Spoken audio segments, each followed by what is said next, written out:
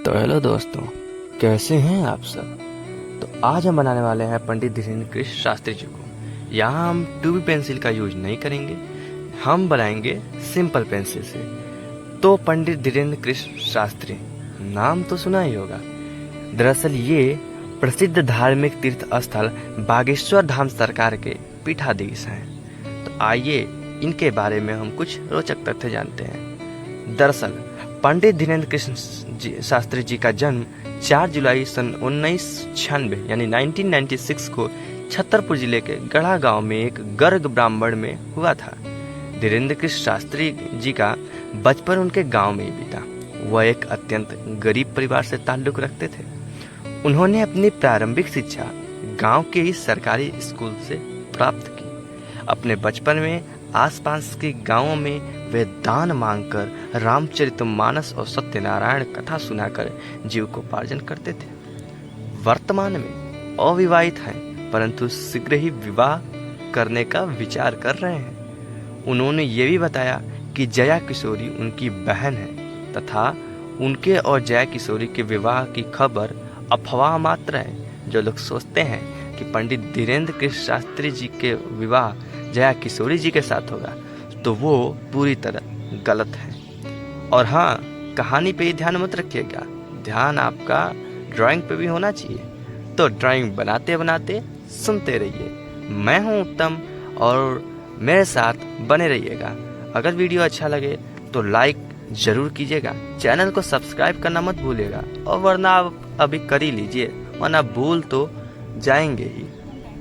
तो आइए अब उनके बारे में कुछ और जानते हैं। दरअसल धीरेन्द्र कृष्ण शास्त्री का जन्म और पालन पोषण एक हिंदू गर्ग ब्राह्मण परिवार में हुआ था, जहां उनके पिता एक पुजारी के रूप में काम करते हैं। कथित तौर पर धीरेन्द्र शास्त्री जी को भगवान हनुमान ने बागेश्वर धाम सरकार के पीठाधीश बनने और समाज सेवा के लिए काम करने का निर्देश दिया था। अगर इनकी संपत्ति की बात करें, क्योंकि वो तो सब कोई जानना चाहेगा, तो मैं बता दूं कि शास्त्री जी के अनुसार उनके पास निजी संपत्ति के रूप में एक मोटरसाइकिल है। इसके अलावा जितने भी दान दक्षिणा इत्यादि प्राप्त होते हैं वह सेवा में उपयोग होता है।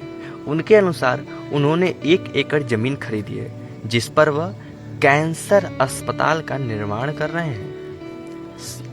माफ कीजिएगा, 1 एकड़ नहीं, 9 एकड़।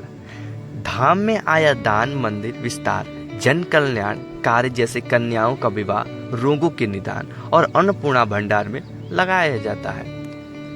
तो अब जान लेते हैं हम बागेश्वर धाम सरकार के बारे में। धीरेन्द्र कृष्ण शास्त्री पीठाधीश्वर और बागेश्वर धाम सरकार के प्रमुख हैं, जो मध्य प्रदेश के छतरपुर जिले के गढ़ा गांव में भगवान हनुमान को समर्पित एक हिंदू तीर्थ स्थल है। धाम में शास्त्री जी एक दिव्य देवराट का आयोजन करते हैं, जहां ऐसा माना जाता है कि वह अपनी दैवीय शक्तियों से लोगों को सभी शारीरिक, मानसिक, आर्थिक और सामाजिक पीड़ाओं को ठीक करते हैं, जो उन्हें दादा गुरुजी से मिली थी। दादा गुरुजी का तात्पर्य उनके दादाजी से। तो एक साक्षात्कार में शास्त्री जी ने बताया कि उन्होंने अपने दादा गुरुजी के बाद धाम के प्रमुख के रूप में सेवा करने वाले वे तीसरी पीढ़ी के हैं। तो लाइक कर दीजिएगा, तो सुनते रहिए मुझे। आगे हम यदि विवाद की बात कर लें, तो शास्त्री जी उस समय सुर्खियों में आए जब नागपुर की अखिल भारतीय अंधश्रद्धा निर्मूलन समिति के श्याम मानव ने उन्हें चुनौती दी और उनकी आध्यात्मिक शक्तियों पर सवाल उठाया। मानव ने शास्त्री जी पर अंधविश्वास को बढ़ावा देने का भी आरोप लगाया।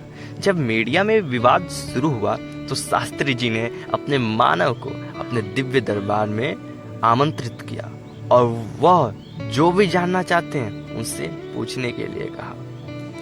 प्रमुख हिंदू नेताओं का भी समर्थन मिला।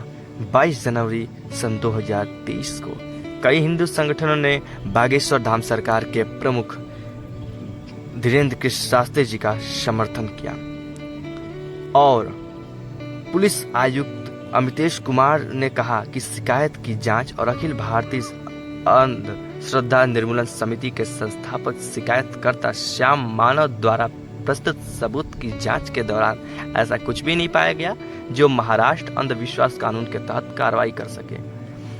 तो आप उनके बारे में तो जानते ही होंगे। वो एक दिव्य दरबार का आयोजन करते हैं और जिनमें वो लोगों की अर्जियां पढ़ते हैं और उनके पर्चे निकालते हैं, जो वास्तव में तो सच होता है।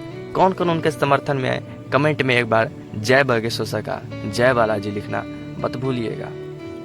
तो आगे हम जान लेते हैं कि उनके परिवार के बारे में। तो उनके परिवार में जैसा कि मैंने आपको बताया कि उनके माताजी और पिताजी थे। पिताजी का देहांत बहुत कम उम्र में हो गया था। माताजी ने नहीं उनका पालन पोषण अत्यंत गरीबी में किया था। और उनके आध्यात्मिक जीवन की बात करें तो शास्त्री जी जगत गुरु रामभद्राचार्य के शिष्य हैं। वह वर्तमान में मध्य प्रदेश के छतरपुर जिले में एक हिंदू तीर्थ स्थल बागेश्वर धाम सरकार के पीठाधीश्वर और प्रमुख के रूप में सेवा कर रहे हैं। शास्त्री जी को रामचरितमानस और शिव पुराण के उपदेश के लिए माना जाता है। ऐसा माना जाता है कि साधना के माध्यम से उन्हें कुछ दिव्य शक्तियां प्राप्त हुई हैं। तो ये थी बागेश्वर सरकार जी की आत्मकथा। और मैं जहां तक आपको बता दूं कि मैं भी बागेश्वर सरकार में विश्वास रखता हूं। तो ये हम उनकी ड्राइंग बना के तैयार कर लिए हैं। और जैसा कि आप देख रहे होंगे कुछ ना कुछ त्रुटियां हमसे हुई हैं, उसके लिए हमें क्षमा कीजिएगा। अगर पेंटिंग पसंद आई और कहानी तो लाइक सब्सक्राइब करना मत भूलिएगा। कमेंट में जय बागेश्वर सरकार, जय बालाजी जरूर लिखिएगा। तो ये हमारे बागेश्वर सरकार का फाइनल लुक बन के तैयार हो गया है।